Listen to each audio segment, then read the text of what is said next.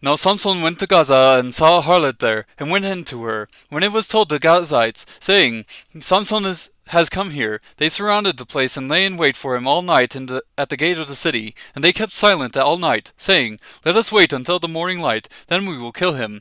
Now Samson lay until midnight, and at midnight he arose, and took hold of the doors of the city gate, and the two posts, and pulled them up along with the bars. Then he put them on his shoulders, and carried them up to the top of the mountain which is opposite Hebron. After this it came about that he loved a woman in the valley of Sorek, whose name was Delilah. The lords of the Philistines came up to her, and said to her, Entice him, and see where his great strength lies, and how we may overpower him, that we may bind him to afflict him. Then we will each give you 1,100 pieces of silver. So Delilah said to Samson, Please tell me where your great strength is, and how you may be bound to afflict you. Samson said to her, If they bind me with 7 fresh cords, and have not been dried, then I will become weak and be like any other man. Then the lords of the Philistines brought up to her 7 fresh cords that had not been dried, and she bound him with them. Now she had men lying in wait in an inner room, and she said to him, The Philistines are upon you, Samson. But he snapped the cords as a string of tow snaps when it touches fire, so his strength was not discovered. Then Delilah said to Samson, Behold, you have deceived me and told me lies. Now please tell me how you may be bound. He said to her, If they bind me tightly with new ropes which have not been used, then I will become weak and be like any other man. So Delilah took new ropes and bound him with them, and said to him, The Philistines are upon you, Samson. For the men were lying in wait in the inner room. But he snapped the ropes from his arms like a thread. Then Delilah said to Samson, Up to now you have deceived me and told me lies. Tell me how you may be bound. And he said to her, If you weave the 7 locks of my hair with a web, and fasten it with a pin, then I will become weak and be like any other man. So while he slept, Delilah took the 7 locks of his hair and wove them into the web.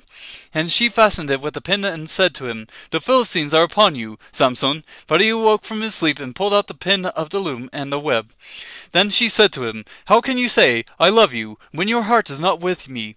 You have deceived me these 3 times, and have not told me where your great strength is.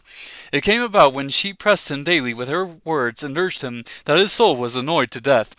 So he told her all that was in his heart, and said to her, A razor has never came upon my head, for I have been a Nazarite to God from my mother's womb. If I am shaved, then my strength will leave me, and I will become weak and be like any other man.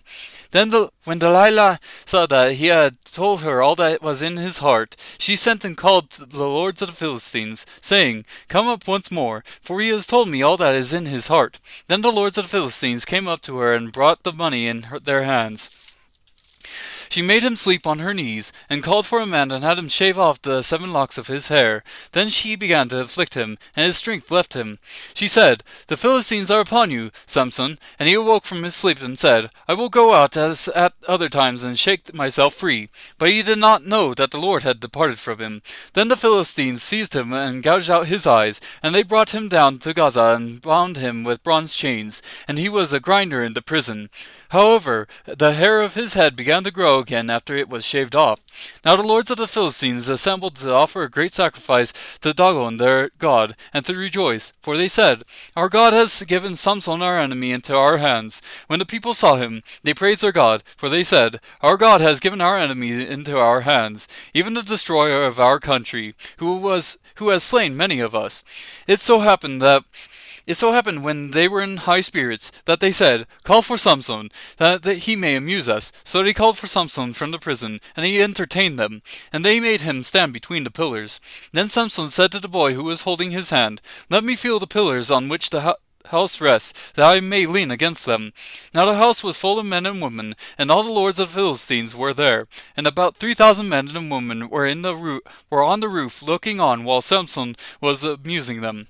Then Samson called to the Lord and said, O Lord God, please remember me, and please strengthen me just this time, O God, that I may at once be avenged of the Philistines for my 2 eyes.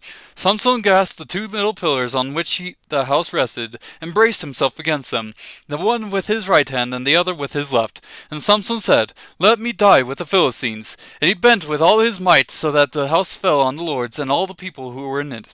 So the dead whom he killed at his death were more than those whom he killed in his life. Then his brothers and all his father's household came down, took him, brought him up, and buried him between Zorah and Eshtaol in the tomb of Manoah his father. Thus he had judged Israel 20 years.